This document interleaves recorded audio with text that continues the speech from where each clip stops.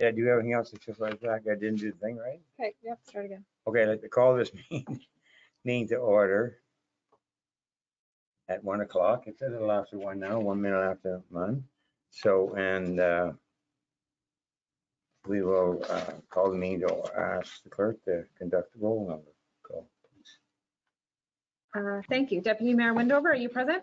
Yep. Councillor Armstrong? Present. Councillor Franzen? Yep. Councillor Lamprecht? Present. And Mayor Clarkson has essential regrets. For staff, we have Donna Taggart, CAO Treasurer. Present. Steve Brockbank, Director of Emergency Services.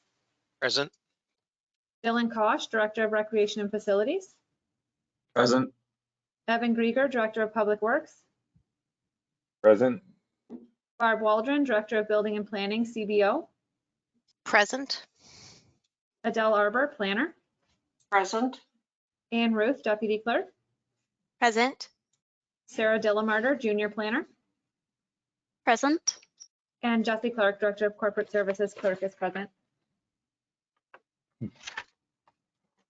Okay, thank you.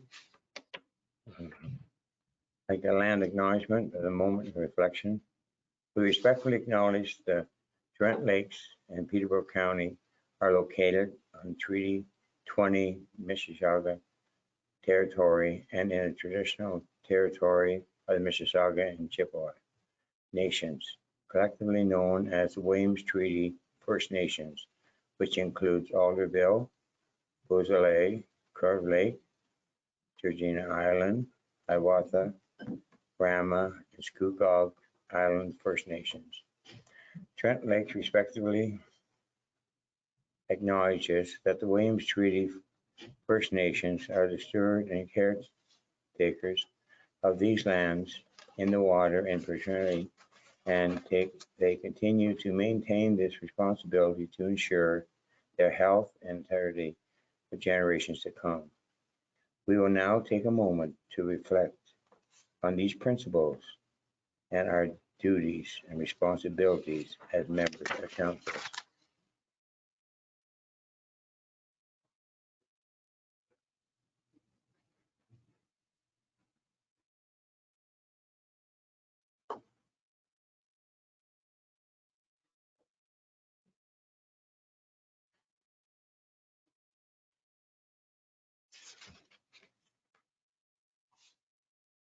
Okay, thank you. I'm pleased to announce that Mackenzie Smallwood was successfully candidate for the one-year contract position as bylaw enforcement officer, building and planning assistant. Mackenzie is a new graduate from the Georgina College Police Studies degree program, and he will be supporting the work of the building, planning, and bylaw department. We are pleased that Matt has joined our Trent Lakes team. Thanks, Matt. At this time, we'd like to disclose the area of interest. You might either declare now or at the time that comes up. So we'll get approval of the agenda. Yes, Carol, Peter, thank you. All in favor? Okay, carry. So adoption of the minutes for a special council meeting on June 4th, regular council meeting June 7th, statutory public meeting June 7th. Get a motion to adopt that? Carrie, yes. Seconder, Peter, thank you very much. Okay, all in favor? Good, carry. Okay, now the committee and board, Park, Rec, and Culture Advisory Committee, June 9th, 2022. Your motion, yes. Terry? Peter, okay, all in favor? Great, thank you. Passed. Okay, the liaison report for council board of committees. Is there any liaison report? No, none? Okay.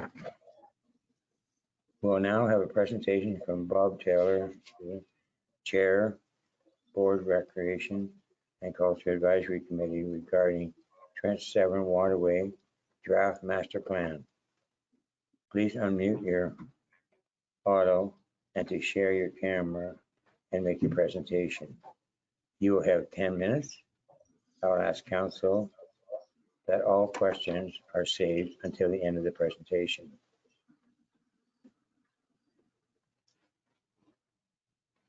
You ready? Can you hear me? Yeah. Yep. Here you are. Thank you. Can you see me? Yes. Yeah, we can. Maybe I'm. No, See you. can't see you. Can't see you. There you go. There we go. There we go. Okay, thank you, Mr. Deputy Mayor. Now, I'm speaking to the PRCAC situation appraisal, not to the TSW draft management plan, correct? I guess, yeah. Yeah. Yes. Okay. Once again, thank you, Mr. Deputy Mayor, and good afternoon to members of council, staff, in the gallery. Next slide. This is probably the penultimate presentation I will make to this council, and I want to acknowledge the support that we have received from both council and staff for the work that we've done. In April, I reviewed what we had accomplished or delayed or cut from our work plans. And at that time, we made a commitment to 2 further presentations. The first is the results of a SWOT analysis we undertook with the following 4 components: strengths that facilitated success, weaknesses that limited effectiveness, opportunities building on a solid foundation, and threats or potential roadblocks in the future. And the second will be to present recommendations for the continuation of this committee aligned with strategic priorities as determined by the incoming council. Next slide. We did good work, and our success was based on some key strengths, of which there are 4 here. We worked within a framework of short, near, and long-term objectives with an emphasis on strategic, followed by tactical planning. We used traditional project management tools to ensure a consistent approach to any initiative. We included all stakeholders and considered their point of view on a consistent and fair basis. And in addition, we focused on the interests of all residents, regardless of age, location, or type. The wheels of change move slowly. It was important to balance our aspirations with a realistic understanding of when things might happen. It was frustrating, but that is the nature of due process. Next slide. Our terms of reference was clear. This ensured that we did not go beyond what we were chartered to do, and that was planning and advice, not operations and administration. Our research was comprehensive and fact-based. It accepted neither conjecture nor unsustainable opinions as valid. Our monthly meetings consumed the maximum of 1.5 hours per meeting to maximize the value of the time of our committee members, and our recommendations were almost every time supported by council. Next slide. But as with all committees, there were challenges. Only 3 of the current committee composition are original members. This had a negative impact at times on continuity, both of commitment and process. At times, the committee felt that once input had been given, the committee was considered to have done its job.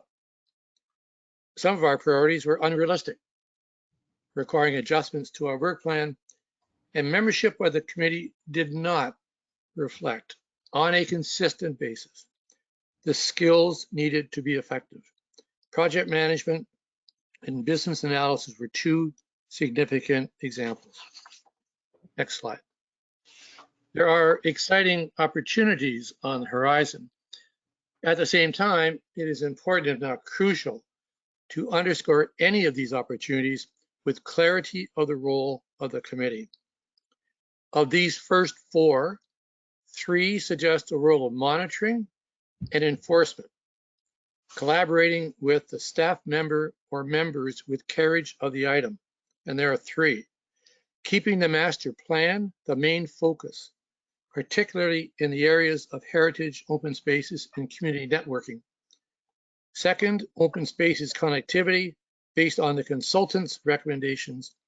And third, trail construction and maintenance, especially use of trained volunteers, understanding that this is the responsibility of staff.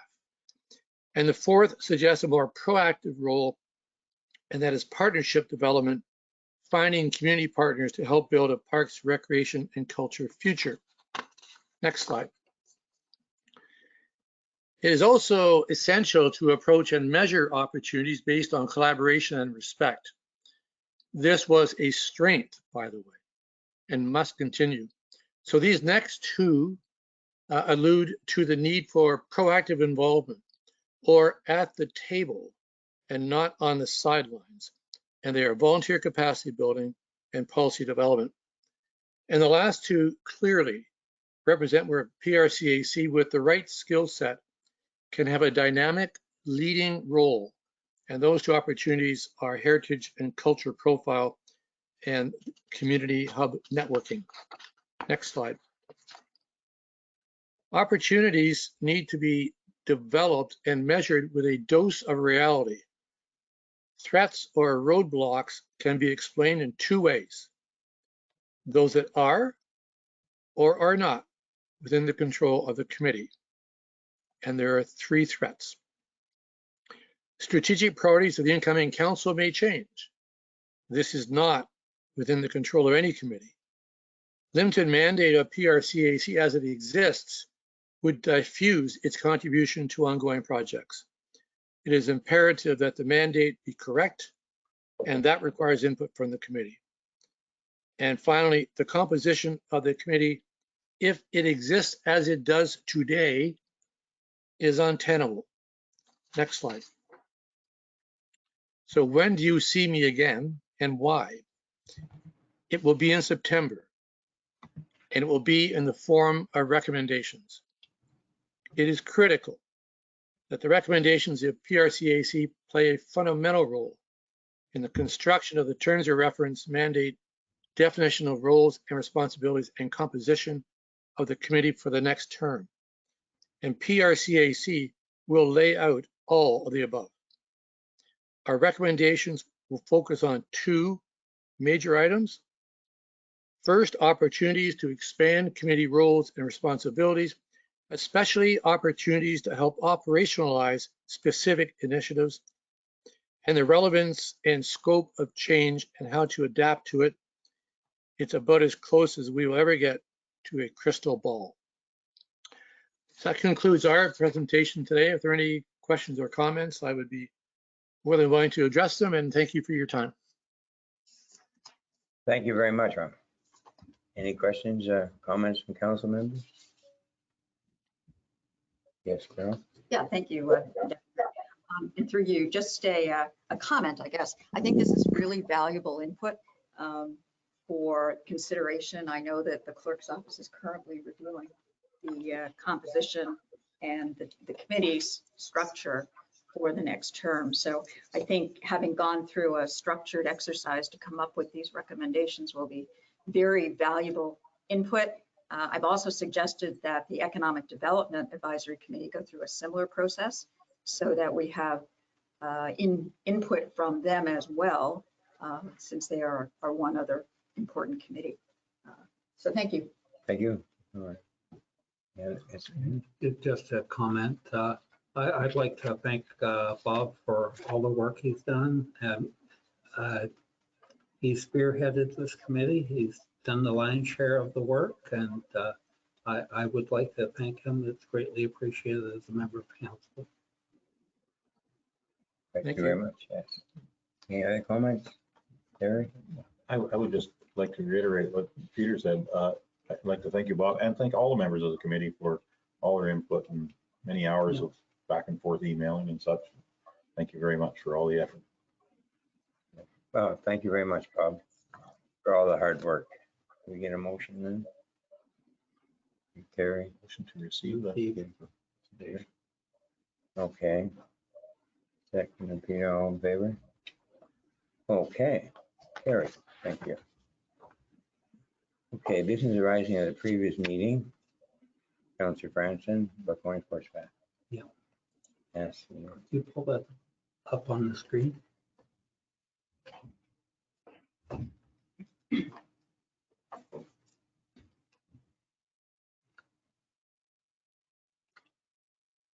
Okay. Buckhorn Sports Pad. Whereas there is a municipal election in 6 months, and whereas in 2018 municipal elections, there was no mention of any expansion of the Buckhorn Sports Pad by candidates or ratepayers, whereas the municipality has a large infrastructure project starting soon, therefore, be it resolved that all discussion on further resolutions on sports pad be deferred until after the 2022 municipal election. I'd like to make a couple amendments to my motion when I get a seconder. Seconder,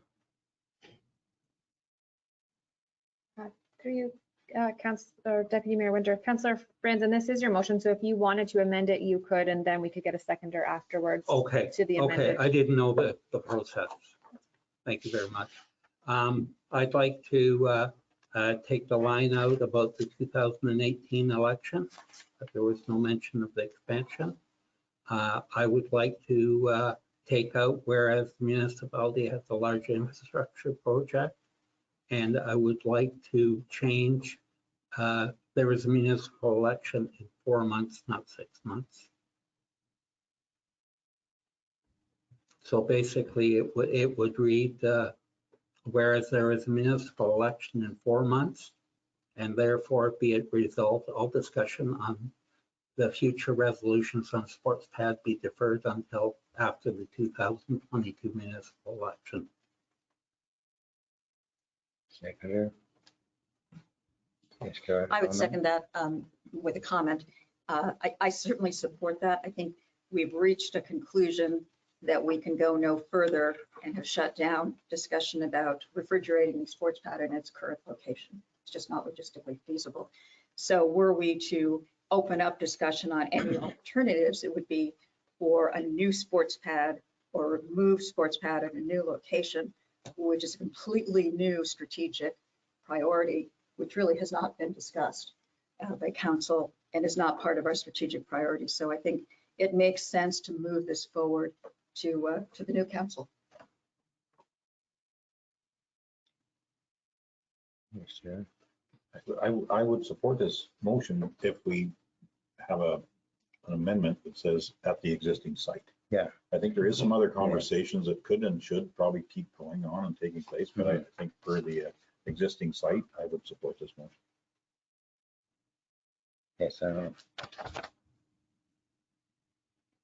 agree with that for sure, yes. So, you wanna change If your that could be a motion? friendly amendment.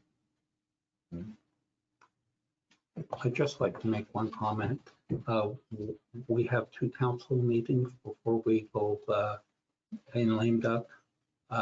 This motion is neither supportive or against refrigerating a facility.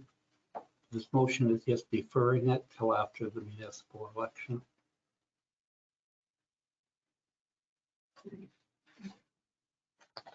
But just could be something might come up that's pretty important, that we could maybe make a decision on something, not necessarily this, not at the Buckhorn Community Center, all right, but something to do with property somewhere or something that might be necessary for us to make a decision.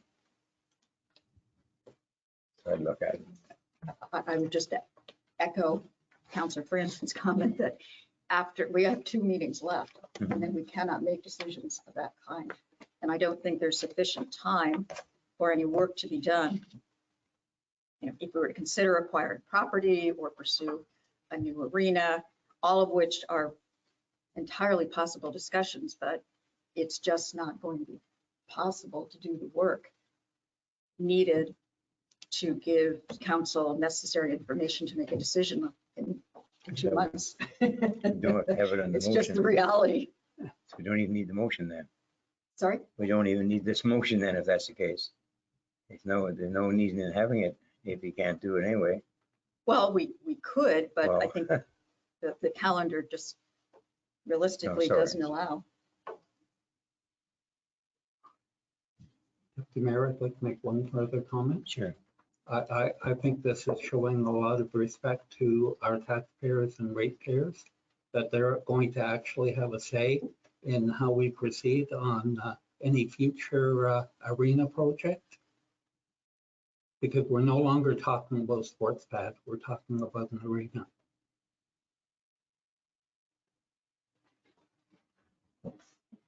I personally don't think that is the case. I think we're still talking about a possible sports pad if this council or any other council decides to proceed with any of that.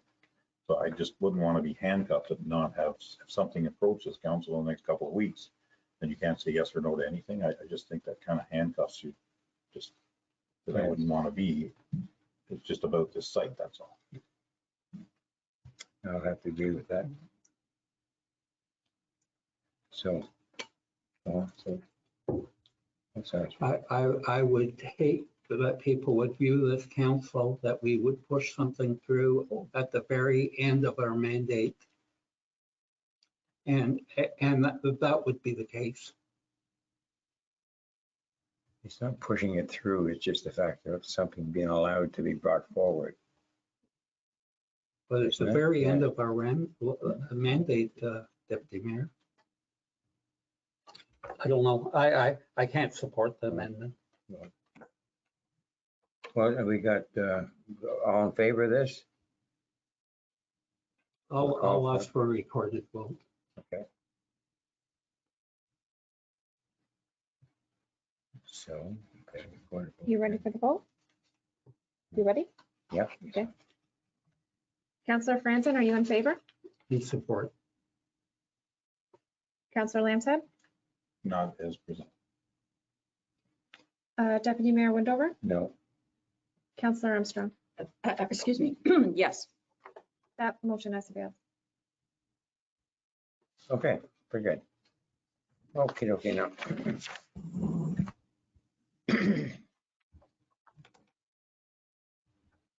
Okay, so we're into the statutory public meeting to the Planning Act.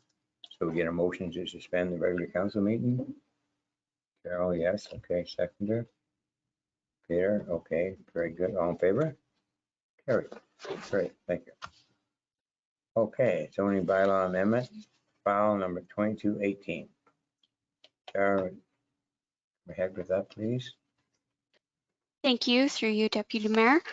This is a public meeting under Section 45 of the Planning Act to consider, I apologize, I have the wrong memo in front of me. So this is a public meeting under Section 34 of the Planning Act to consider an amendment to the municipality's comprehensive zoning bylaw, V 2014-070. A notice of public meeting for today's application containing the prescribed information was circulated to all landowners within 120-meter radius of the subject lands at least 20 days prior to this meeting. The notice was also mailed to all prescribed agencies, public bodies, and persons in accordance with the regulations. Anyone wanting to be notified of any decision from today's public meeting must send in a written request to either myself or the clerk, and the notice of passing will be mailed to them, setting out the method and manner in which appeals may be made to the Ontario Land Tribunal. Please note that if a person does not send a written comment prior to the passing of the bylaw or make an oral submission at a public meeting, that person may not be entitled to appeal the decision. Thank you. So this is a public meeting for file number 22-18 to consider a zoning bylaw amendment submitted by agent James R. Webster on behalf of the owner Julie Inwood for the Hamlet lot located on 44 Bob Cajun Road. The subject land has a lot area of approximately 0.5 acres and a road frontage of approximately 19.5 meters. The property is currently zoned hamlet residential. There's a planning report on the agenda from the municipality's external planning consultant, Chris Jones. Chris's report identifies that the subject lands proposed to be rezoned were the subject of a severance approval to facilitate a lot addition on November 26, 2021. The zoning bylaw amendment was required as a condition of approval for severance for file B-67-21, as the parcel being severed would become non-compliant with the minimum lot area requirement for the hamlet residential zone of bylaw B 2014-070 as amended. Additionally, the original parcel was not compliant with the minimum lot frontage required for the HR zone, which is an additional item captured under the proposed zoning bylaw amendment. The benefiting parcel is zoned development, which Chris identifies as a zone assigned to larger vacant land holdings and settlements which are designated for future development in the official plan. Chris notes that the proposed zoning bylaw amendment will also zone the severed lot from the HR zone to the D or development zone to ensure consistent zoning with the rest of the benefiting parcel. The municipality has not received commentary from any circulated agency in support of or against the proposed zoning bylaw amendment. Further, if any members of the public did not register with the clerk indicating their intent to make an oral submission but would like to do so at this time, please use the raise a hand feature so we are able to promote you in order for you to make an oral submission. Thank you.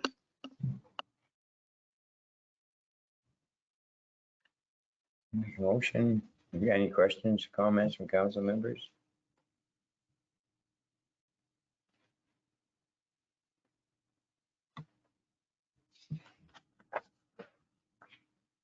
Sorry, Ken. Yeah, just looking at it and knowing the location of the property, it seems to make a lot of sense.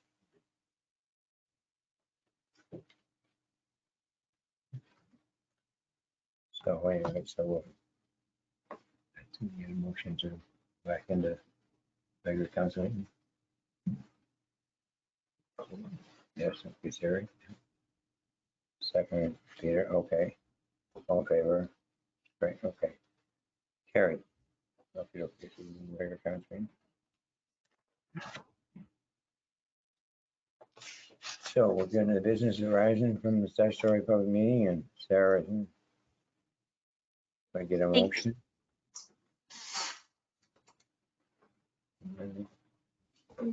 Sarah was going to, I think Sarah was going to speak. Oh, okay. Thank you through you, Deputy Mayor Wendover. There was a public meeting held for file number 22-18. At this time, staff are recommending that council receive the report from the planning consultant, Chris Jones, and approve the attached zoning bylaw amendment. Yes, Terry. I'll make that motion to receive the report and to approve the attached zoning bylaw amendment. Second, Peter, yeah, okay. All in favor? Carried, okay. Okay. Any presentations? No. Delegations? None. Staff reports. Public Works. And you got any? Thank you, Deputy Mayor Wendover. Through you, Deputy Mayor, to members of council, before you today is a Public Works report in regards to addition of 2 half-ton trucks to the Public Works fleet. I won't read it before recommendations there before you, but just to give you a little bit of background. When we've started, there's been some trucks that we have replaced. However, we, instead of disposing them as per the asset management policy, we've kept them because there is a need within the staff to keep guys moving and provide certain trucks to certain staff members to complete certain tasks. The 2 trucks that we are looking to keep, the 1 truck is allows the 1 laborer to travel around during the winter and apply the salt and shovel the various the municipal building, Kinmount Medical Center, and there's a few other locations that he goes around. And then the other truck would be to assist the mechanic to respond to various breakdowns throughout the municipality. Right now, we're finding that when we don't have that pickup here for the mechanic and we have a breakdown, it's becomes quite difficult for the mechanic to respond to site whether he's up in Galway or up in Cavendish. So it's just to assist us to continue to provide the level of service that we have been, and just to formalize these 2 units so that they are part of the actual fleet. Comments? Here, yes.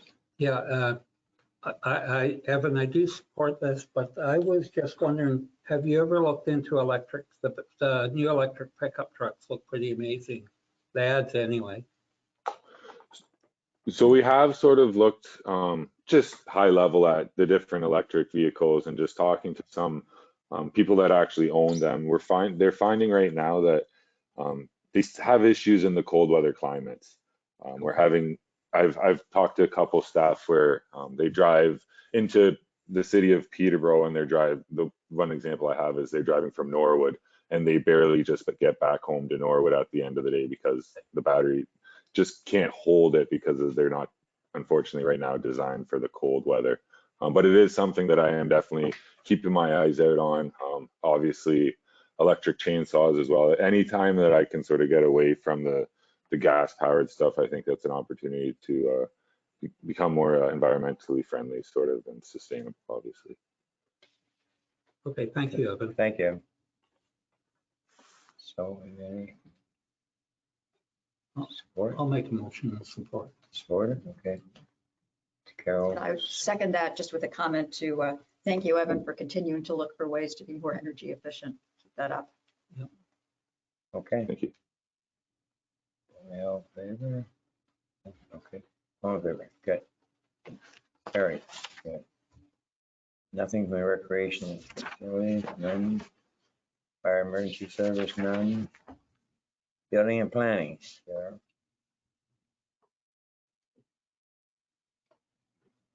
Junior high application, ZBA, how, Mississauga Lake. There, Sarah. Thank you. Through you, Deputy Mayor Windover. A public meeting has already been held for the subject file. The council resolution to the May 3rd public meeting was to defer the approval of the zoning bylaw amendment to allow the applicant to submit a more detailed report. This revised report dated May 9th, 2022 was submitted and is attached to Chris Jones' second report on the subject plans. Chris's recommendations have not changed from the last meeting and initial report. The agent has indicated that they wish to defer the application pending further discussions with staff pertaining to the recommendations of the report. Thank you. Thank you. Sorry. Motion. Yeah, I would make a motion in support of deferring this. I understand there's some additional changes or compromises that are coming forward that our planning staff needs to take a look at and bring forward to our next meeting. Seconder, okay, Barry, yeah, okay, all in favor? Good, carried. Okay. Now Sarah will go with B4522. Additions a lot. Thank you. Through you, Deputy Mayor Windover.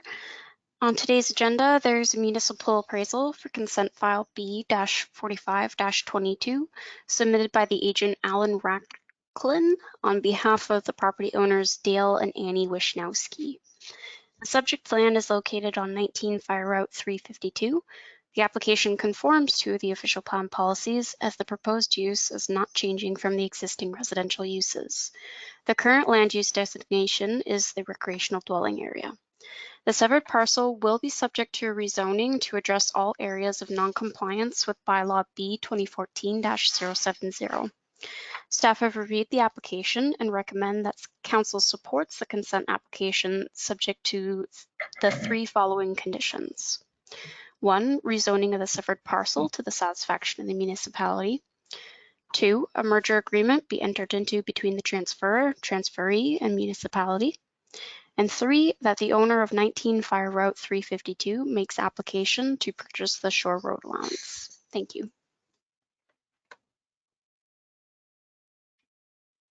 Comments?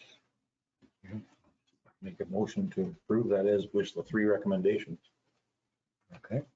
Second, Carol, yeah, okay, all in favor. Okay, okay. Now we got Brian for the Duty Mountain Farm.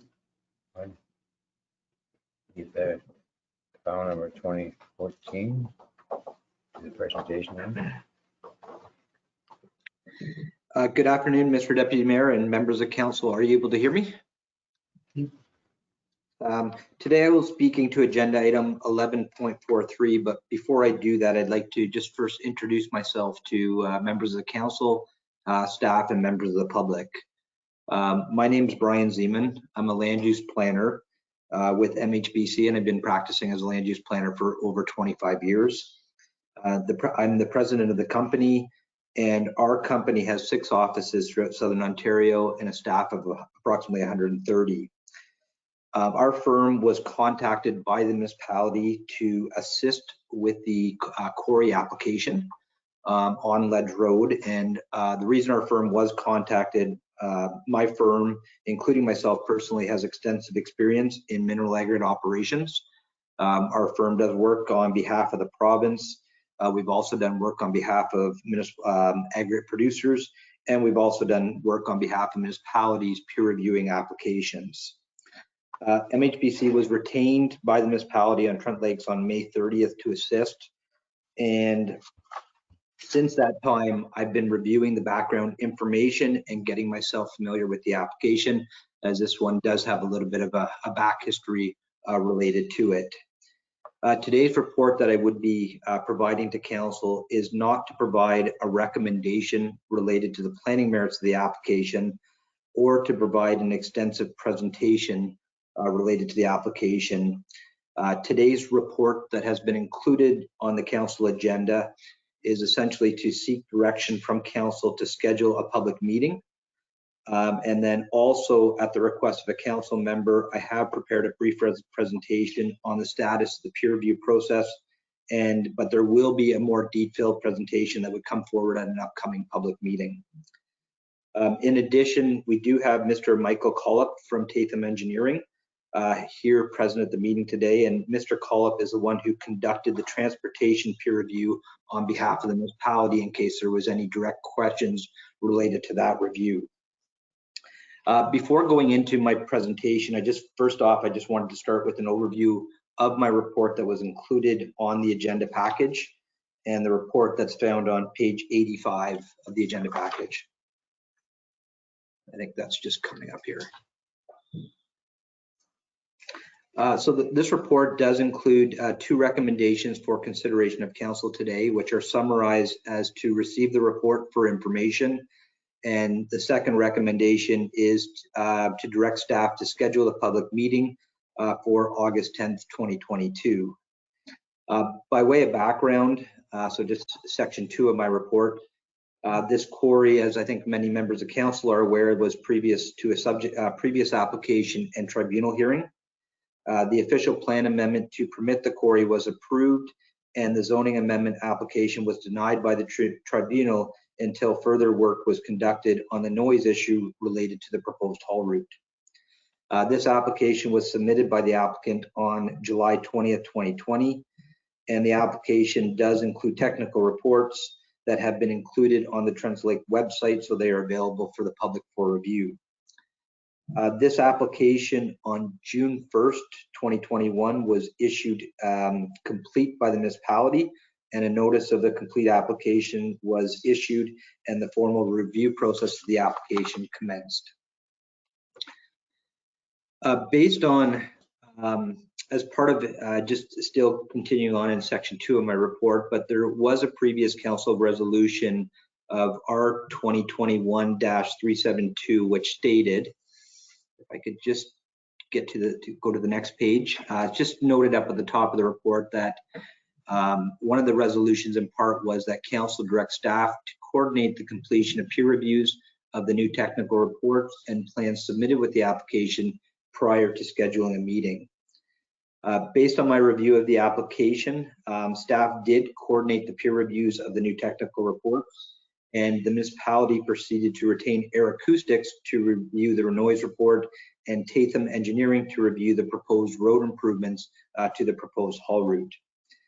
As outlined in this section of my report, the peer reviews have been completed, and therefore I'm recommending to the municipality to proceed to schedule the public meeting for this application on August 10th, and that notice be provided in accordance with the municipality's policy for public notice.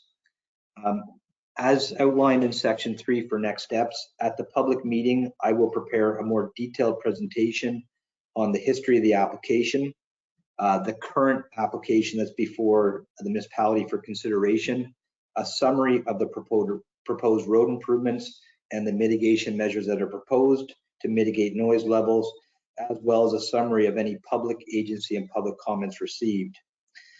At the upcoming public meeting, just to let council know, a recommendation report will not be provided at that point. Prior to preparing a recommendation report to council, I would like to be in a position to finish my review of the application and also have an opportunity to listen to comments from the public before proceeding with a recommendation report to council for consideration.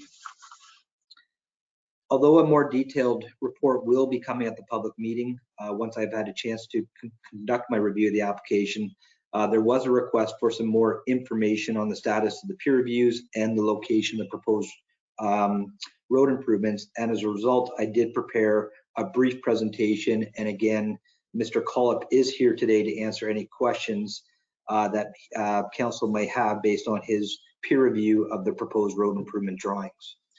So if I could just ask, yeah, thank you very much. So if I could just start with page 2 of the presentation, this is the next slide. As I think council is well aware, the subject site is located at 543 Ledge Road, and the rezoning application was submitted for the purpose of establishing a Class A Category 4, which is a quarry above water. Prior to the Ministry of Natural Resources being able to issue an Aggregate Resources Act license, the site also has to be appropriately zoned to permit aggregate extraction.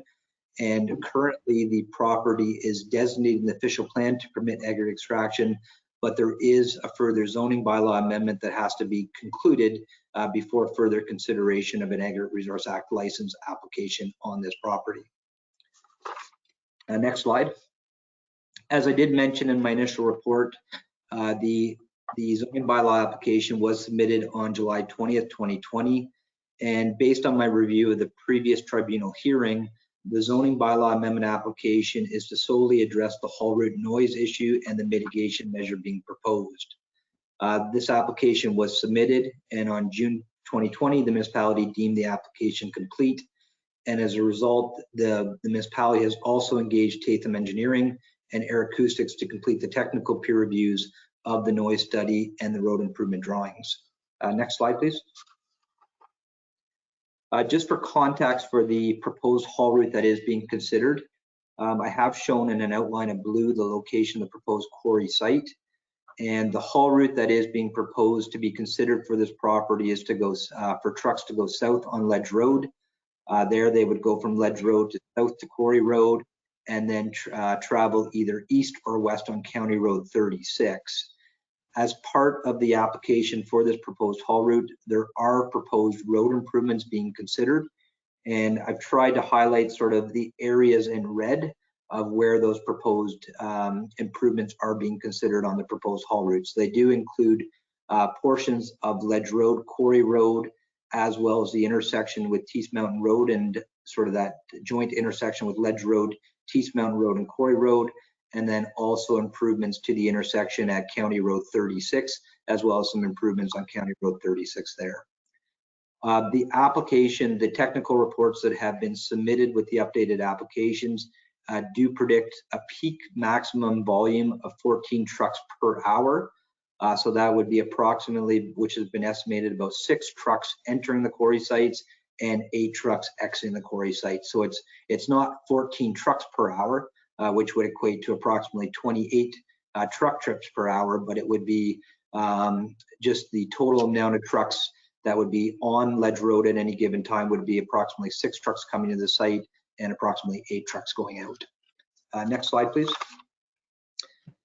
Air Acoustics has, on behalf of the municipality, Air Acoustics did conduct a noise peer review of the noise impact assessment that was completed by a noise consultant on behalf of the applicant. And on October 6, 2021, Air Acoustics concluded that the noise impact from this haul route with the mitigation strategy as outlined in the 2020 report is acceptable from a noise impact perspective and should not, and the proposed haul route should not be precluded due to a noise impact. The primary form of mitigation for this was to reduce the amount of truck trips that would be traveling on the proposed haul route in any given hour. The next slide, please. As part of the municipality's peer review, there was also road improvement drawings that was submitted by the applicant. These drawings have been peer reviewed by Tatham Engineering, and you will see there's a series of 3 peer reviewer comments that have been submitted by Tatham Engineering. So they first issued comments on July 14, 2020 on the initial submission. As a result of those comments, there was an updated transportation information provided by the applicant. And on January 28, 2022, Tatham provided a secondary set of comments. As a result of those additional comments, there were further updates to the transportation drawings that were submitted. Those were dated February 7, 2022 and April 29, 2022. And Tatham conducted an additional review of those drawings.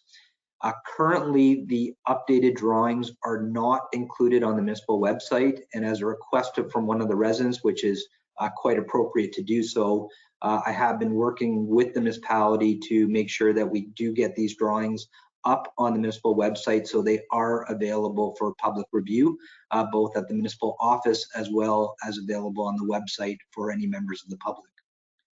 Next slide, please. As a result of the Tatham peer review to date, they have noted that the overall intention of the work that's being presented is adequate from their perspective, from a transportation perspective. They do note that there are a few outstanding comments, and they do characterize these comments as minor in nature and would not have an overall impact on the overall proposed improvements that are being considered. And these additional conditions or additional comments could be dealt with as conditions of approval ultimately, if that was the position that the municipality was in, subject to a future recommendation report. So essentially at this stage of the application, we do have an application that's been deemed complete.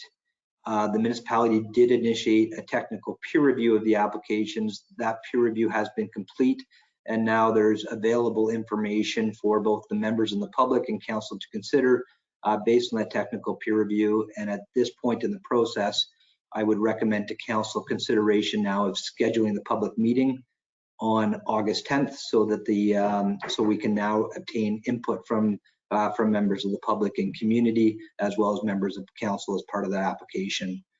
So again, I just want to thank council for the opportunity to present today, and available to answer any questions as it relates specifically to the application or the report before you today, or any questions sort of in the general nature of our retainer. And I apologize, I forgot one slide there. So I just to very quickly recap on the last slide was the drawings, because the road improvements do also have an impact related to the intersection at County Road 36. The drawings were also circulated to the county, and the county did confirm in a letter of June 26th that the county found the road report and the associated drawings to be acceptable from their perspective. So thank you again, and I'm available to answer any questions.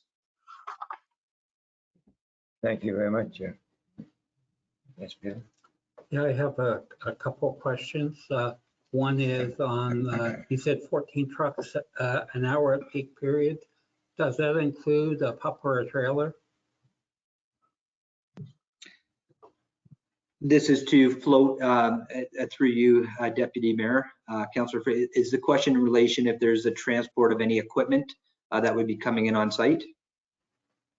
No, I'm meaning what's going to be extracted. Is it going to be extracted and loaded in a truck and a pup, or just a truck? I would verify, I can verify that. I don't know all the specifics, but based on my knowledge of the industry, I would expect that the report did conclude both consideration of a truck as well as consideration of a trailer as part of the transportation analysis, because typically those are there's a couple forms of which aggregate is transported from these sites. It would be sort of your typical dump truck, which typically can carry about 14 tons of aggregate. And then there's also a truck that is a larger truck that can carry about 35 tons of aggregate. And then there's a third type of truck that has the secondary trailer on them that can, and typically the road reports would have considered a combination of those type of trucks, but we will confirm that for the public meeting. I have another question quickly, and I'll yield to the rest of the council.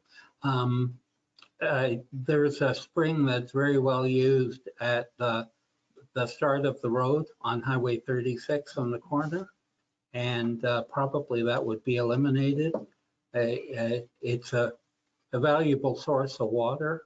People use it continuously. When there is a power outage, you see a lineup of 4 or 5 or 6 cars waiting to get some water. And I wonder if that's going to be eliminated.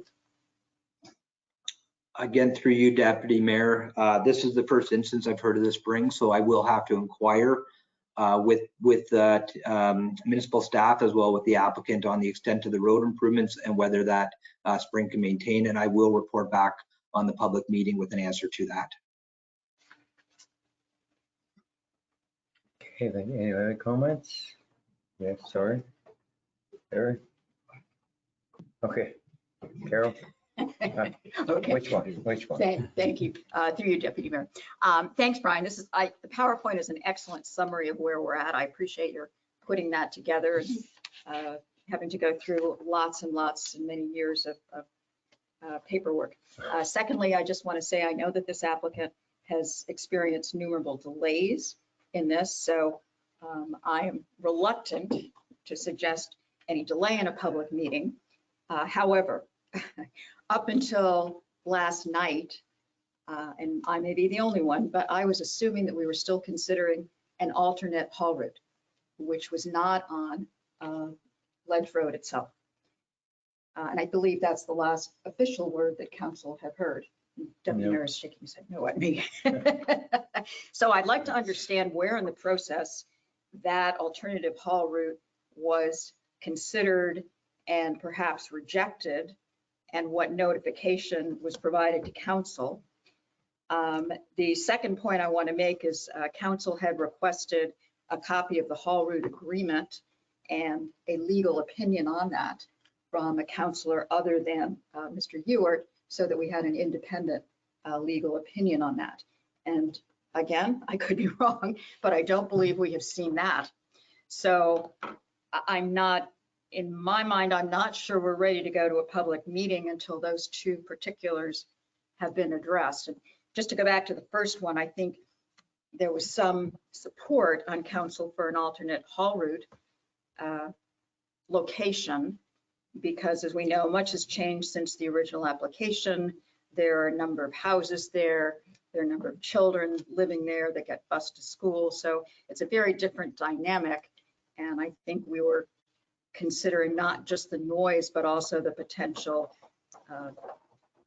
nuisance factors, not a fair word to use, but certainly imposition on those residents, and more importantly, any considerations for the safety and health of the residents. Thank you. Eric, your comment on that the alternate, sorry. Go ahead. Sorry, Deputy Mayor, I was just going to say through you, Deputy Mayor, I may, on the issue of the alternative haul route, I may, if I could ask, if I could also see if Mr. Michael Collip could also be able to assist me. I do know at the initial application that was submitted, there was also a proposal to consider either upgrades to Ledge Road, the haul route that I presented today, as also a consideration to use what was previously an unopened road allowance. I do know that as the applications progress, and I've sort of just been sort of on the file for a couple of weeks, but as the application did progress, the applicant did move forward with consideration of utilizing Ledge Road as the primary haul route, and predominantly the basis for that was the reduced truck traffic they would be considering, and that they were able to do that in conjunction with being able to meet the noise limits that would be required on that road. I do understand that there was some initial review about a potential alternative haul route. And I think Mr. Culp would be the better one to speak to that, but I do understand there's some topographical and some challenges that I do still have to get out to the site myself personally. So I have not had an opportunity to see that, but if I could maybe call a friend and see if Mr. Culp could give a little bit of summary on the update of his review of the alternative and the proposed haul route, and how that review was undertaken on behalf of the municipality.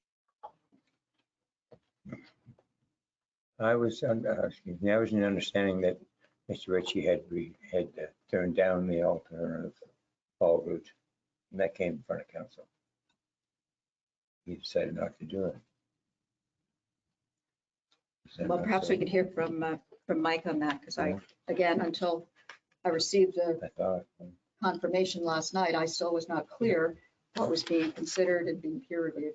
I wasn't clear either. I think we've been back and forth whether they were going to use the alternate haul route or not. Certainly, it's Michael Culp here, so I can certainly provide some commentary on that through you, Deputy Mayor. So as part of our initial review, we were provided a sketch which illustrated the proposed realignment or a new haul route, if you will, along that unopened road allowance immediately north of Ties Mountain Road.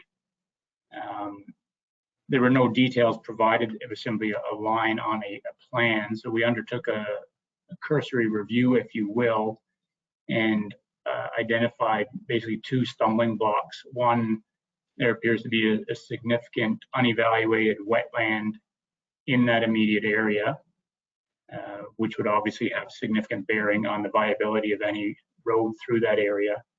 And then based on the existing contours and topography, there's significant topographic relief through which that unopened road allowance passes.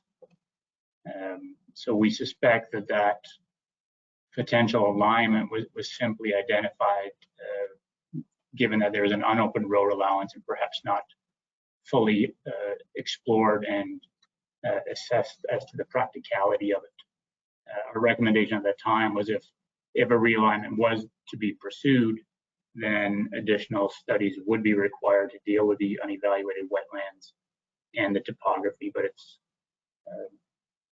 largely the fact that Ledge Road now kind of deviates around the wetland and the contours to respect both of those. So further to that, we've heard no further consideration for that road realignment or an alternative haul route. Well, thank you very much. Are there any more comments? Yes, sir. Just to comment on a little different idea here is, the health and safety of all the existing residents in that area. It's mentioned several times in all the applications in the Agri Resources Act, but I don't know that it's really been addressed properly in this haul route. I would like to make sure that it does get addressed properly in this haul route agreement or its proposed agreement, because it is very important as that community there seems to keep expanding. And now we're going to put a haul route through it. I think it's important for the health and safety of all those residents and anyone that does use that or road to be safe. I think that's an important step.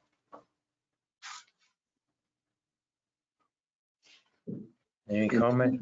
No. Yeah, just through you, Deputy Mayor, Councilor Lamson, that would be part of my consideration of a future planning report coming forward, whether the proper design mitigation measures to not only ensure just the functional capacity of the road, but also from a design perspective to make sure that the health and safety and the consideration of impacts to those residents have also been appropriately considered as part of the application.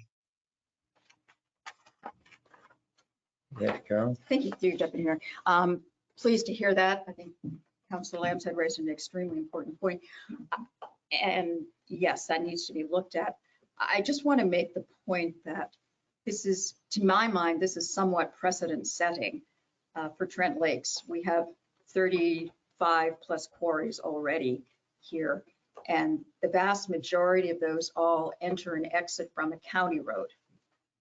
This, and I have no problem with the quarry operation. However, this would be approval for a quarry that will exit and enter onto a municipal road in a residential neighborhood.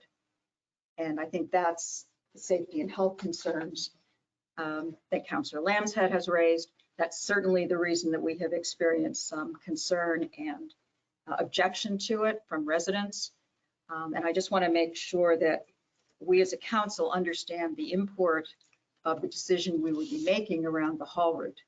So we've had this discussion endless times. I don't know whether we're doing chicken or egg here, whether we make a final decision on the haul route and the haul route agreement, which has not been done, before we go to a public meeting, or we have the public meeting and that input is part of that decision. So I think we raised that 2 or 3 times previously. I'm still not clear where we are in all of this. But that's the dilemma that I'm having right now in going ahead to schedule a public meeting, is not having made some decisions around the haul route and the haul route agreement. Let me also just say, and then I will end, sorry, is that I'm also very cognizant that this application has been delayed many times, and I'm reluctant to delay anything, but I want to make sure the appropriate decisions and considerations are in place before we go the next step, if in fact they should be. Any other comments? Through you, Deputy Mayor and Councillor Armstrong, those are all good points. I would say, just from my personal experience, I think it would be good prior to the municipality making a final decision on the haul route and the haul route agreement. My recommendation as a planner would be to consider the input of the public, so we can have an open, so we can put forward the formal proposal that is on the table, which is proposing to use going south on Ledge Road, using municipal road, putting forward the proposed improvements that are to that road, listening to any public input that could come, because some of that public input could help further guide any decisions that could be made on the final decision on the haul route, as well as the haul route agreement. So from my perspective, in terms of just for process, it would be my recommendation for council to consider, just to now, I think it is premature to make a decision until you've had the input from the public, and from that input from the public, then we can proceed to have further information presented to council for a decision on the haul route and the measures that are being incorporated as part of a draft haul route agreement. I know you did ask earlier about a draft haul route agreement. I know there has been one that has been circulated, and I know it's in the position now that municipal, I think county staff have provided their input on it, and I don't think we have final input from the municipal solicitor at this point. So we are planning on providing additional information back, and that information come forward as part of the August public meeting. But I'd also think it would be premature to finalize such an agreement until we've also listened to input from the public on that. Thank you very much for that, Brian. I think you helped me clarify what the process should be. And you know, that I'm supportive of a public meeting based on what you've just said. I would ask only, however, that we receive a status report of where all of these things are at the July 12th meeting, so we know whether in fact you've received municipal input on the haul route agreement and what that is. And just so that council can be fully informed as we move along in this process. Thank you. Yes, Ben. I have to personally say that I would never support this haul route. I don't believe that that's fair to the people that live on that road. It's going to deeply impact their lives. And for that reason, I wouldn't be able to support the recommendation of going to a public meeting.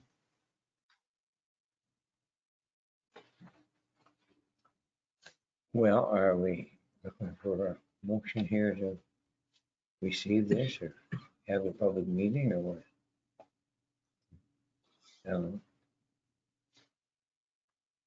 Through you, Deputy Mayor Windover, Adele Arbor speaking. I concur with Brian that perhaps we proceed with the public meeting on August 10th. And in terms of providing the update that Councillor Armstrong has requested, instead of bringing that forward to the July meeting, I'm sure Brian can put something together so we can present that at the public meeting and the public will be aware of the status as well.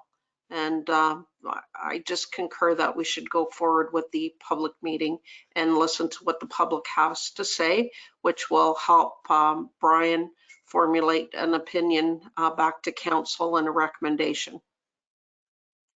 Thank you very much. Yes. So, and we make the motion.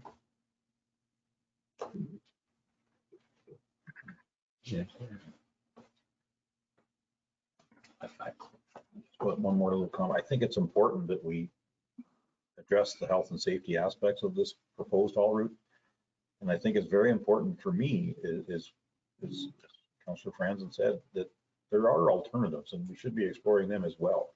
So I think I would probably move ahead with a public meeting and then we can get input from the public to see what adjustments or changes could be made or should be made to make some sort of, if this is ever a haul route that's accepted. So you're making a motion? Yes, Carol? You're gonna make a motion?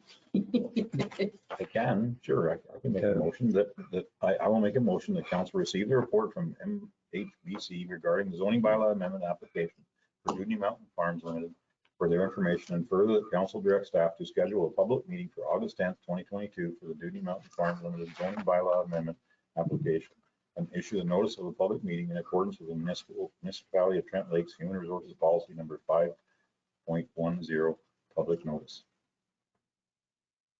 I'll second that motion with a comment. I think our role is to represent the interests of our residents. And so hearing from them directly and publicly is probably a good transparent step in this process.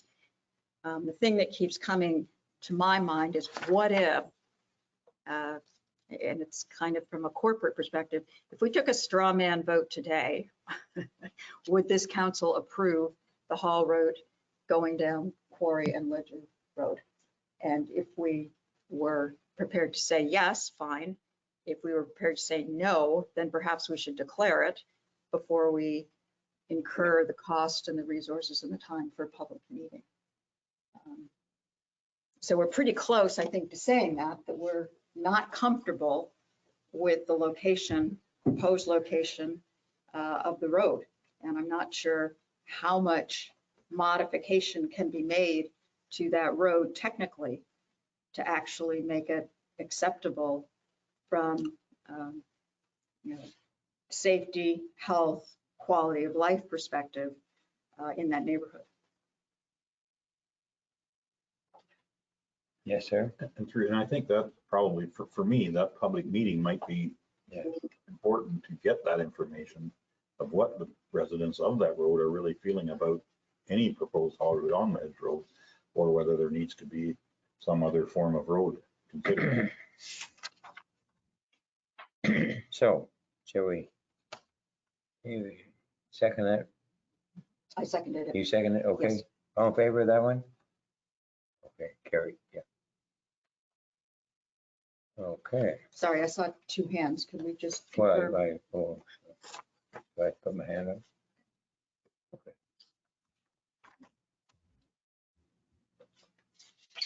Okay, now we'll go to 1144. Thank you, Brian. Adele? Yes, thank you. Through you, Deputy Mayor Windover, staff have reviewed the request made by Andrew Watson at the last council meeting, and his request was to reduce the development charge applied to his building permit issued on May 18th, 2022. There are currently 3 distinct development charge fees applicable to the construction of a single detached dwelling on Mr. Watson's property. First one is the municipal development charge, the county development charge, and the education development charge. The only development charge fee the municipality has any control over is the municipal DC, and in accordance with the Municipal Act, bonusing is not permitted. In particular, Section 106 of the Municipal Act states that the municipality shall not grant assistance by giving a total or partial exemption from any levy, charge, or fee. If council were to support Mr. Watson's request, this would be a form of bonusing and would be not permitted by the Municipal Act. Therefore, staff are recommending that council receive the report from the planner for information, and further that council does not support the request by Andrew Watson to reduce the municipal development charge fee. And I'd be happy to answer any questions if council has any. Any questions? Yes, sir. I just have a question of timing. I mean, if it's, we kind of are responsible for the timing of this change in development charge. I realize that things take time, and we put a control bylaw on there that prevented them from getting a permit, but it's just all about timing for me. It's unfortunate for these people that they have their permit all ready to go, and then we delayed it, and then they got charged more fees. I know we can't control the county one. I know we can't control the education one. That would be for them to apply for them for any reductions. But the only thing we could ever speak about is what was the development charges at the time they could have applied or wanted to apply, and then what did it change to? Through you, Deputy Mayor Windover, the development charge fee, we do indexing at the beginning of each year. So the development charge for 2021 would have been a certain rate, and the development charge for 2022 would be a different rate. So it would have been indexed, and I believe those fees I have on page 3 of my report. So the municipal DC fee in 2021 was $4,639, and then the increase went to January 1st, and it was increased to $5,431, and the difference is $792. And those fees are collected at the time of building permit. So if he applied for his permit in 2021 and was issued it, then the 2021 rate would have applied. However, his building permit was issued in 2022 and the new rate applies.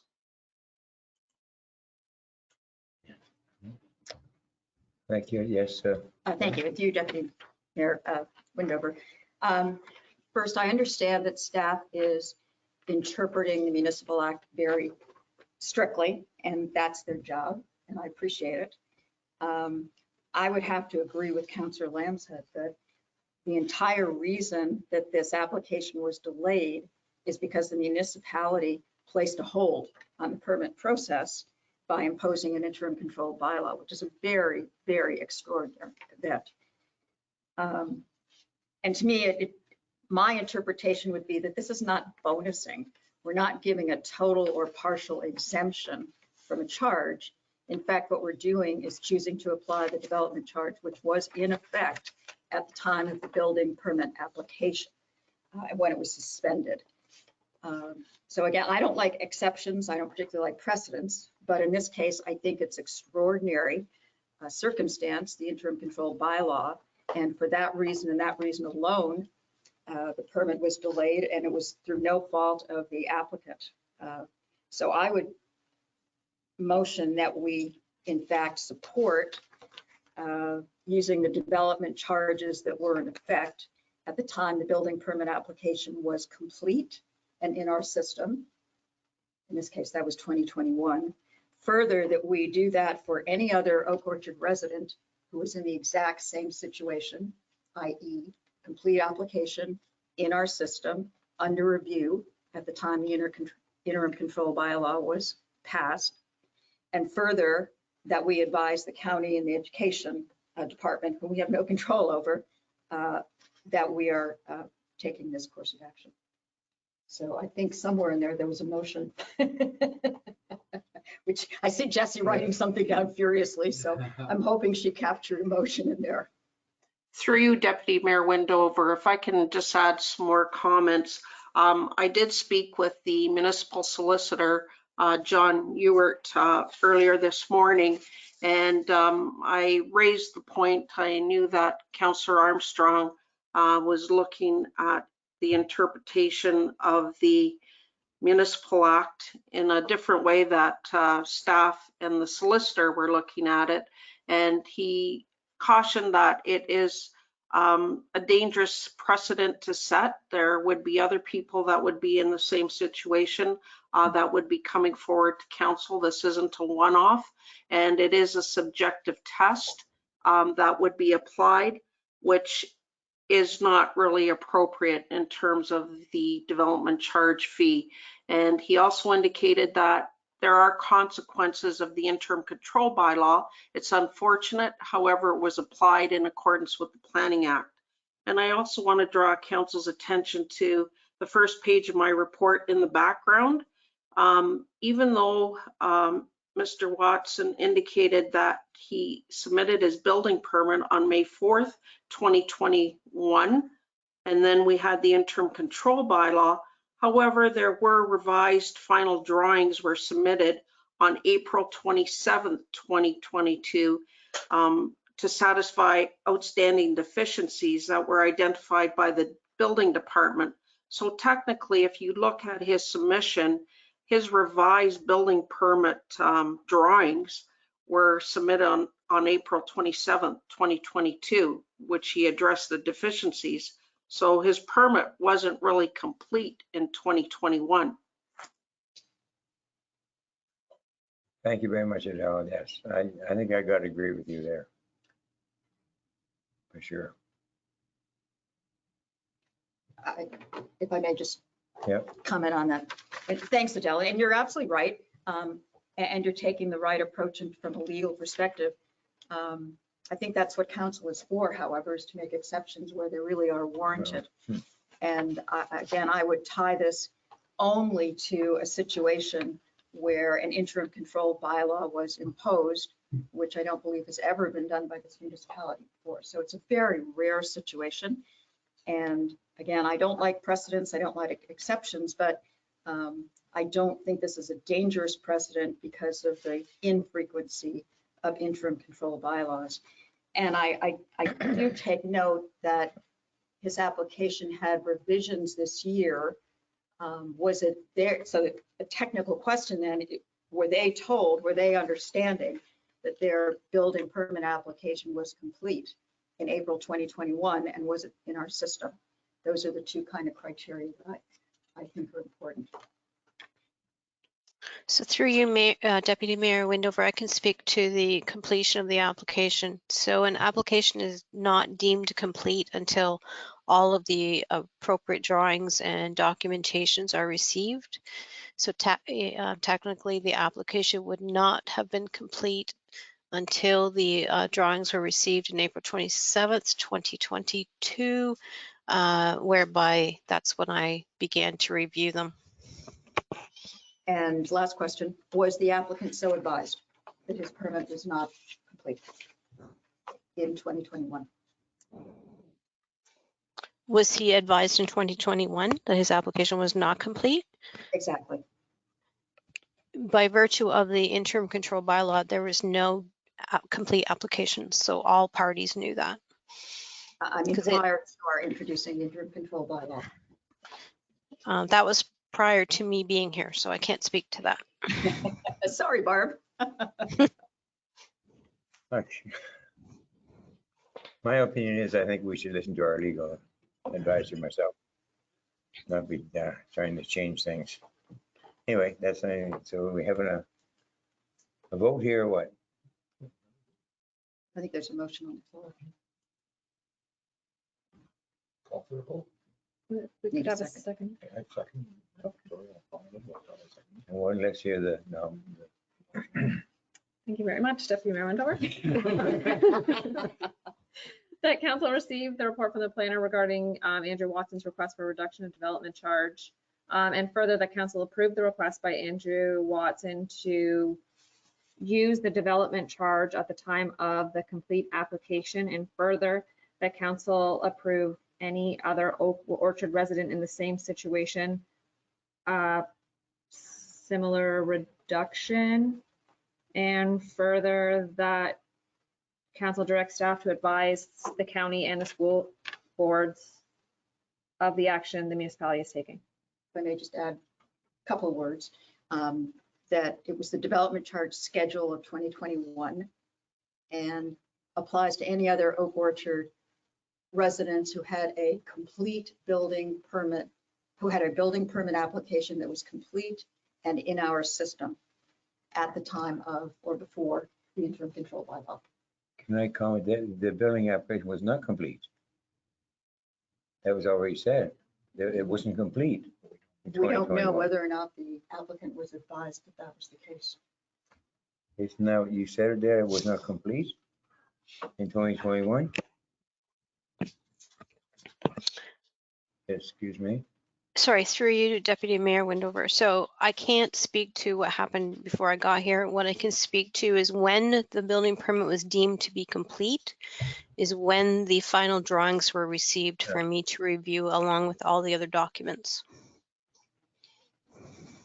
Yes, so actually, there, I'm sorry.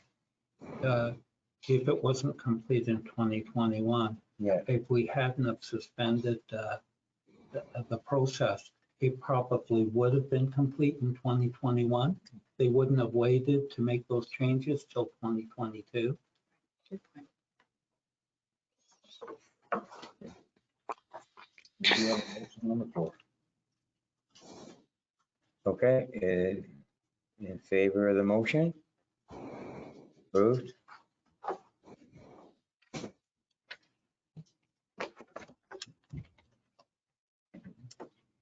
$11.45, Adele.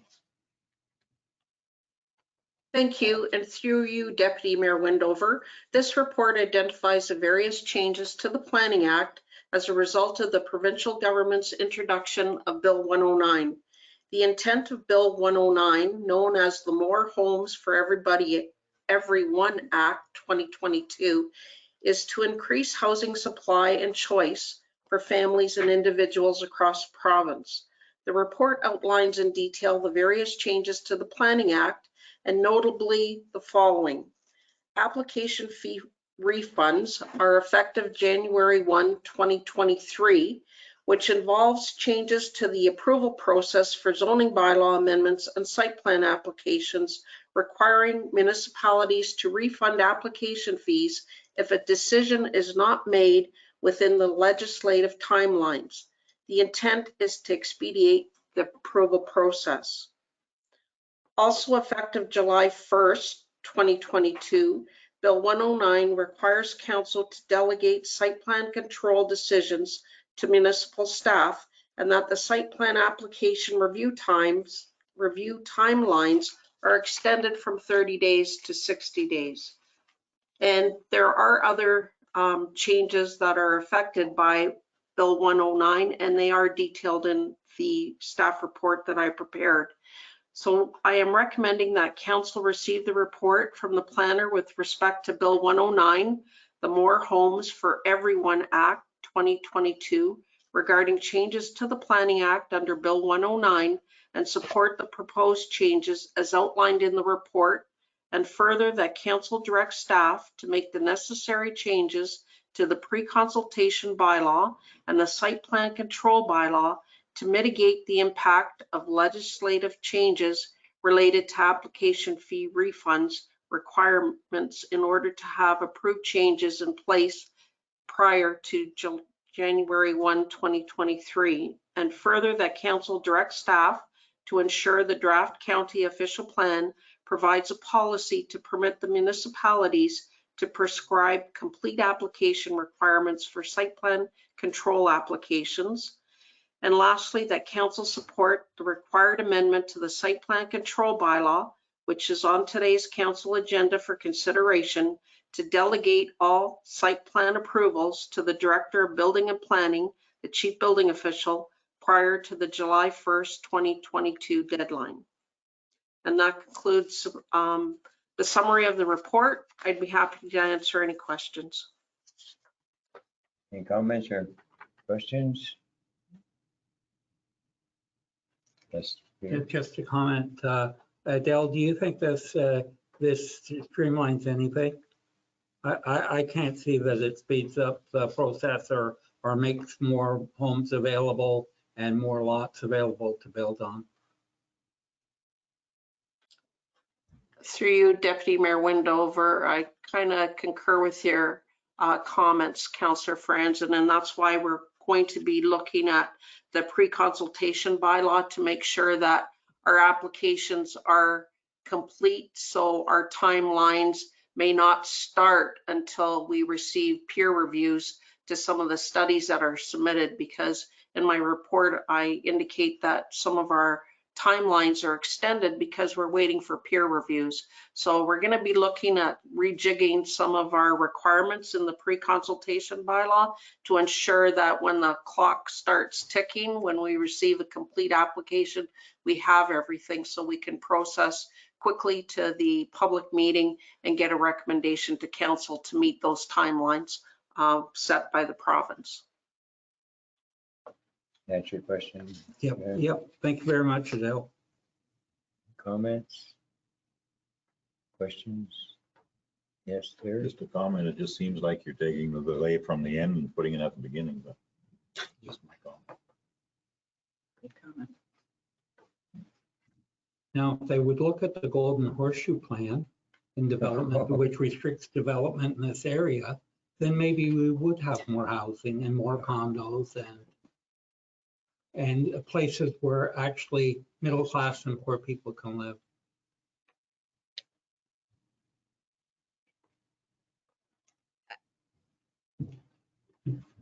Yes, go ahead. Yep, thank you, Deputy Mayor. I agree with all of the comments that people have made, and I know I've seen other commentary that this is going to really hamstring and make it more difficult for us in some ways to get these things done. But I will make this and support this motion to receive the report, direct staff to make the necessary changes to the pre-consultation bylaw and the site plan control bylaw. Also direct staff to ensure that the draft county official plan provides a policy to permit municipalities to prescribe these. And finally, that council support the required amendment to the site plan control bylaw to delegate all site plan approvals to the Director of Building and Planning, Chief Building Official, prior to the required July 1st, 2022 deadline. Seconder? Terry? Okay. All in favor? Carry. Okay, very good. Okay, we'll go into with Donna and the financials. Please, Donna. Thank you, and through you. Before you is the accounts payable for the month of May.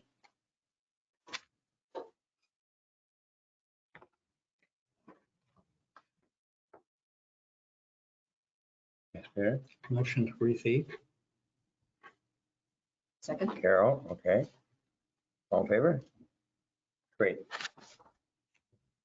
Administration, none. Okay, corporate service. And the re-awards of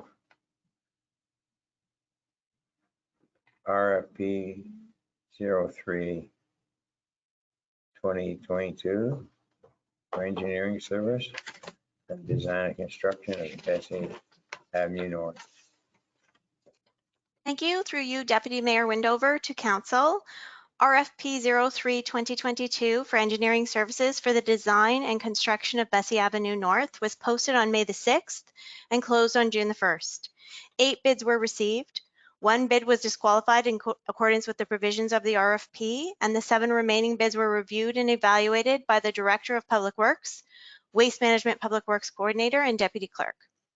Staff are recommending that RFP-03-2022 be awarded to the highest scoring firm, being Engage Engineering Limited, with funding for the project in the amount of $75,831.70 to be funded from the Public Works Reserve. This amount includes both the cost of engineering design services for the work, as well as provisional items for the contract administration component of the work, with provisional items being subject to the future award of the overall construction contract to the general contractor by the municipality. Thank you.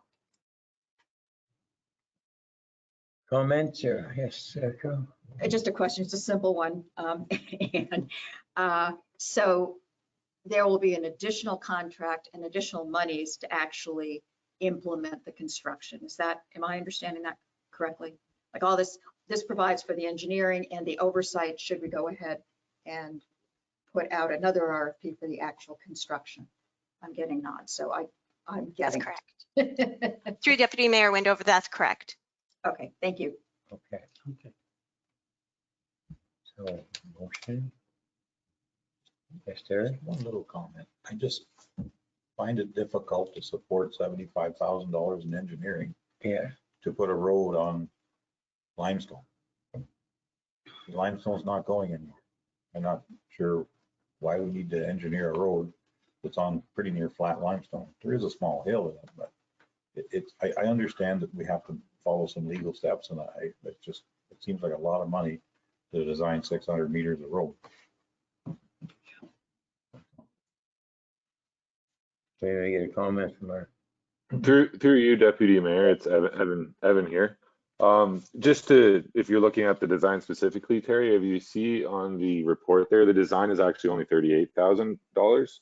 So the total cost is for the contract admin as well. And the contract admin would be during the construction to ensure that the road is built to the design that is provided during the design portion of it. I understand what you're talking about, but building on rock. However, I think it's important for the municipality to cover ourselves in liability issues if there are any issues with the road moving forward. This ensures that the road is built to certain standards. Thank you. If I may just follow up, Evan, thank you for that. I had the same concern, and you were talking about $64 a meter to engineer this new road, which gave me sticker shock, but this is not my field. So does that seem competitive to you for engineering costs? Yes, the cost that we received appears to be, as I went through the pricing and everything, the units that the way it's been broken down. Yes, I believe that is a fair price that we are receiving. With any construction projects now, there are more and more public consultation meetings, ensuring that any coordination with any the Indigenous peoples is completed as well. There's a few more steps to just ensure that it's done properly than there would have been per se 20, 30 years ago. Okay, thank you. Consider myself educated. Make a motion for No, I probably will make a motion, but I'd like to ask a few questions. Yeah. It's somewhat confusing when you read design and construction of Bethany Avenue North to engage an engineering company. It makes you, and I thought, how could it be so cheap to design and build that portion of road? But, I feel badly for the people that are waiting for that road to be built, that they can build their house. We're talking about designing it and then putting another RFP out for the road construction. I mean, it'll be lucky if it's built this year. And I guess one question I have is, can somebody apply for a building permit? Do they have to wait till the whole process is complete? I don't know. Is So- it Art, still on the line or? Yep, through you, Deputy Mayor Windover. A building permit application, and I think we've stated this quite a few times, has to meet all applicable law.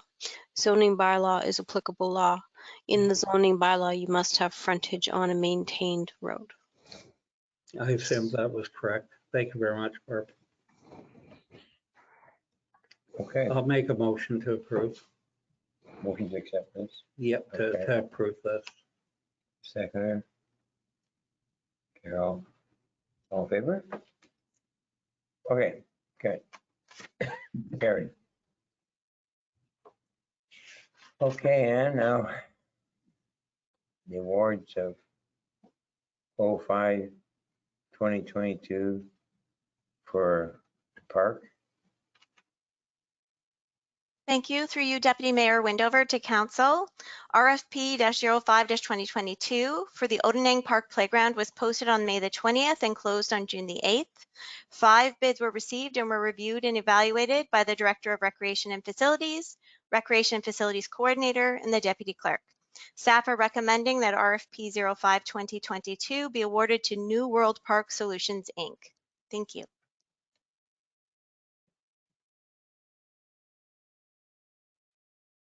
Comments, questions? Thank you, through Deputy Mayor. Just a question, and I'm assuming that this will be implemented this year, and you can answer that yes or no. And if it is, do you expect that there will be park closures during the period of time that they install this? Through Deputy Mayor Windover to Councillor Armstrong, the playground installation is to be completed by November the 18th, 2022. And in regards to potential closures, I'll refer that portion of the question to the Director of Recreation and Facilities. Thank you. Thank you. Through you, Deputy Mayor Windover, to Councillor Armstrong. Yes, it would be anticipated that partial park closures would be involved with this project. There is provisions within the RFP for site safety, including modular fencing, which would fence off their work area, as well as reserving a parking spot or two for their logistics. Great, thank you. And this is good news that we're moving ahead with this. Okay. Made a motion. Terry, Motion to proceed with that board. Peter, okay, all in favor? Great. Okay. Well, Jesse. Oh, sorry, I missed one. Oh, sorry. Another one, okay. Council expenses. You missed that one altogether. See that one. Oh. Make a motion to approve. Second. Second, all in favor? Carry. Okay, good. Okay, now, Jesse, you Yeah. can do something. Thank you. Through you, Deputy Mayor Windover. At the November 16th, 2021 regular meeting of council directed staff to proceed with the application from Bob McGregor and the property owners of 23 Oak Ridge Court to purchase the unopened road allowance to the north of 23 Oak Ridge Court, which currently provides access to Bob McGregor's island property and has structures encroaching onto the unopened road allowance by the 23 Oak Ridge Court property. The ownership of 23 Oak Ridge Court has changed within the last month, and the new owners wish to continue with the purchase. A notice was placed in accordance with the disposal of real property policy, and no comments from neighboring property owners or anyone have been received to date. Upon approval of council, Bob McGregor and Michael McGee will be required to provide a survey to show how the unopened road allowance will be divided and obtain at least one appraisal of the fair market value of the land. The recommendation is that council receive the report, declare the unopened road allowance as surplus to the needs of the municipality, authorize the stop up and closure of said road allowance, and authorize the sale of it to the adjacent landowner to the south, being Michael McGee, and the island property owner, being Bob McGregor, and that council authorize the mayor and clerk to execute any documents necessary to effect the sale of this property. Okay. Yes. I would support that motion. Take a second, Second Terry. motion as recommended by staff. Yeah, okay. All in favor? Great, okay. Approved. Okay, correspondence now. Get a motion to receive all of them? I'd like to pull out the Parks and Recreation Culture Advisory Committee, just with a comment Which one's that? on the Trent Severn Waterway Oh, that there, okay. at the very bottom. Yep. And my comment is that the committee and Bob Taylor Basie did an awful lot of work on this report, and I think it serves the municipality well. Okay. So And I'll make a motion. Yeah, great, to okay. support it. Second, Carol, yes? Just to Comment? clarify, so your motion is for the municipality to send a letter of support Yeah, for this to Parks Canada yeah, with copies to To, whoever Bob had on his list, CWF yeah, and UTWMPF. I think there are a few other acronyms in there. yeah. Then I would second it. Just a comment. Yeah. And the 4 recommendations are very thorough, and I think it's important that Trent Lakes is a major stakeholder in the outcomes of these things. Yeah. We supply a lot of water from our ratepayers waterfront to the Trent Severn Waterway to help support their business. So I think it's important that we are all included in this. Because that's what these recommendations do. Okay. All in favor? Great, okay. If I could just have a motion to approve the rest of the correspondence, just for information. Okay. Do the rest, okay. Yep. Yes, okay, Peter, Terry, okay. All in favor? Approved. Okay. Now, correspondence for actions. City Kitchener. I Yes, would support the recommendation. Terry, Terry, okay. All in favor? Approved. Amount. Amount area Canada today. Funding requests. I'd like to speak to this for Okay. a few minutes. I think that we should give them something, but I think that we also have to give Buckhorn something. If we're giving Kinmount money for Canada Day, there's a Canada Day in Buckhorn as well at the community center. I think that we would have to support that as well. I don't know if they're having fireworks, but they're having other programming, so just to support their programming. I don't know what the appropriate dollar value is. I don't know, are you allowed to do I that? have to ask our CAO if there's any appropriate funds available Yeah. for supporting Canada Day celebrations. I know historically we have, I'm pretty sure. but So thank you, and through you.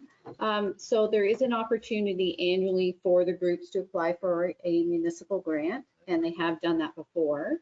There were in previous years an opportunity, staff would apply for a grant through Canada Heritage, but we no longer do that for the group. So the opportunity for them would be through the municipal grant process. So the grant, miscellaneous grant funds that council have every year have been exhausted for the year. Those are $3,000. But there are some funds available in a couple of other council GLs if council is willing to consider those funds. So there are in the other budget funds $1,000, and then $2,000 you could consider in the COVID funds, perhaps as an opportunity for the public to get together. So Comments? Through you, Deputy Mayor, just what we may have given in the past, Donna, do you have a sort of a ballpark figure? So thank you, and through you. So apart from the grant process through the government, it was around $500, I believe, for the groups for that event. Comments? I'd like to make a motion that we send both groups $400. All in favor? I would second that motion.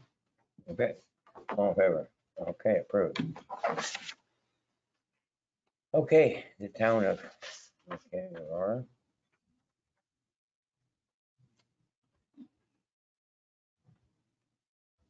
Yes, Motion to support? support, okay. Seconder? Yes, Darren, okay, all in favor? Okay. Blue Mountain? Yes, sir. Motion to support this as well? Support. Okay. Oh, we need seconder? Did check Peter ready? Okay. All in favor? Okay, good. Foyer?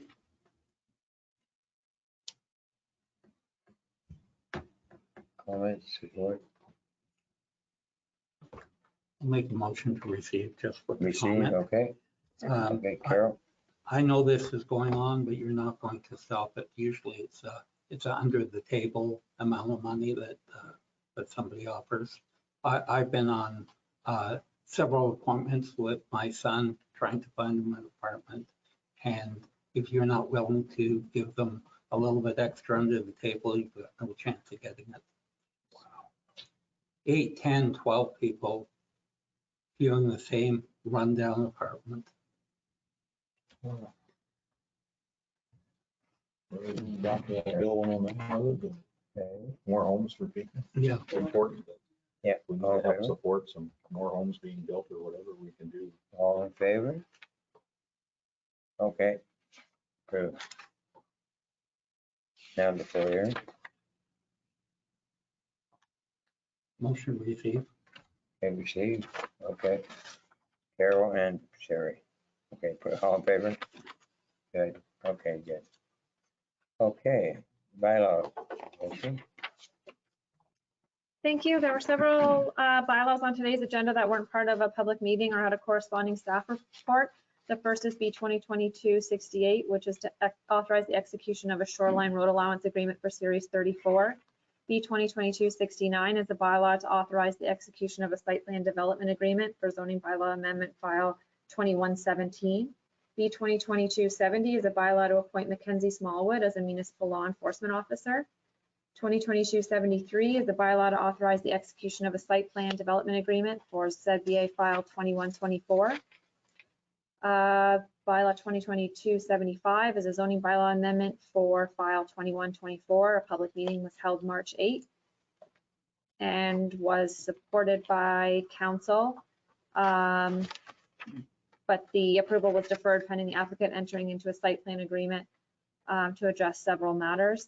And B 2022-77 is a zoning bylaw amendment for file 2117, a public meeting held October 19th and deferred approval pending the EIS being further reviewed, a class 4 septic system and a site plan agreement with municipality. yes, yes, Ben, I'll make motion. you make a motion? Yep. Okay, For all Yep. of them? all of them, If I can. If not, it Three. doesn't matter. Yeah, through you, Deputy Mayor Windover, yeah. Item 14.8, which is B 2022-74, that was for 2022-06 Howe, and that was deferred earlier. So if you want to pull out that, Yep. You'll approve the rest of them. okay. Seconder, okay, I'll Carol, second. yeah, okay, all in favor? Great, approved, okay, And then if I could just have a separate motion to defer B 2022-74. okay, I'll make that motion. Terry, okay, all in favor? Good, approved, good, okay. Yep. Yeah, that's good, man, right. No, it's a motion? None? Okay, information. Okay, liaison report. Board and committees, any? No? I have Sorry. a couple. One was I attended and helped out at the Classic Car Show last week in Buckhorn. It was a roaring success. Everybody had a good time. It was well run, well organized. There are probably a couple hundred cars there. Quite a list of them. Yeah. And I was helping with the parking, and people that came out said a great show. BCC always puts a good show on with some of the comments, so it's a real feather in the cap of this municipality. And brings a lot of people, and they spent money in our township.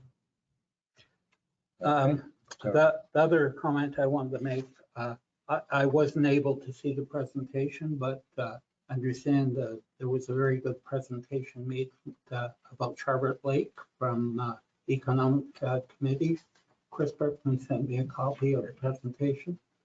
very professionally done, and very well done. And kudos to that committee.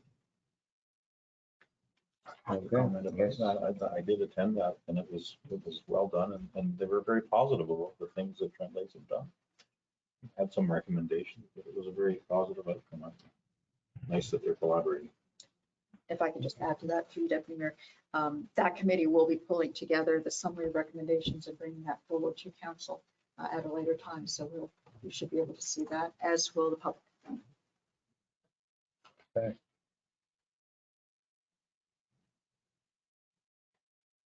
Okay. Any information items? So we're going to do a closed session. Don't have one, do we? Just before we go to closed session, could we have like a 5-minute break? Sure. Perhaps we could just get the motion to go in and we will Okay. not convene the closed meeting until a Okay, 5-minute break. that's Yep, fine. that's fine. Okay. Council is going into closed meeting to discuss personal matters of a general individual, including municipal or local board, committees, labor relations, and employees. Negotiating advice that is subject to solicitor privilege, including communication necessary for the process, information, etc. Okay, it's supply its confidence to the municipality and local board of Canada, a province or territory or crown agency, and any of them in a position, plan, Jesus, it's long enough to be applied to any negotiation carried on and to be carried on by or on behalf of the municipality or local board. Anyone that is listening or viewing the electronic meeting may retain on the line or when council rises from closed session. Get a motion? Carrie, yes. Carol, okay, all in favor? Yes.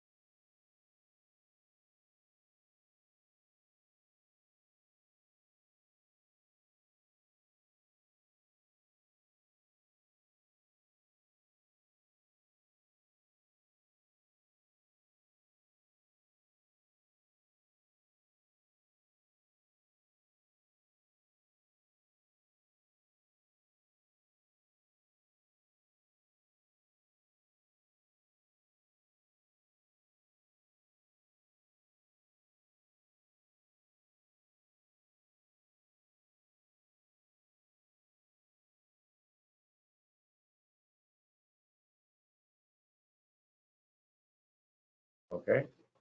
Get a motion to rise in closed session. Peter, Carol, all in favor? Great, carry. Okay. So any business arising from the closed meeting? Yeah. Get a motion to adopt the closed meeting. Minutes. Motion, that's to approve the Okay, all in minutes of the closed favor? meetings. I'll second that. Second, okay, get a motion to approve the. Sorry, can I have the mover and seconder again, and then you'll need to call for the vote? Well, Peter and Carol. Okay, and then you'll have to call for the. All in favor? Okay, yeah. With that, yeah. So we adoption of the confirming bylaw, And motion to adopt. Terry, I'll second that. Carol, 2207. all in favor? Adjournment. Okay, Motion to adjourn. Carol, Terry, good, all in favor? Great, so. We are adjourned.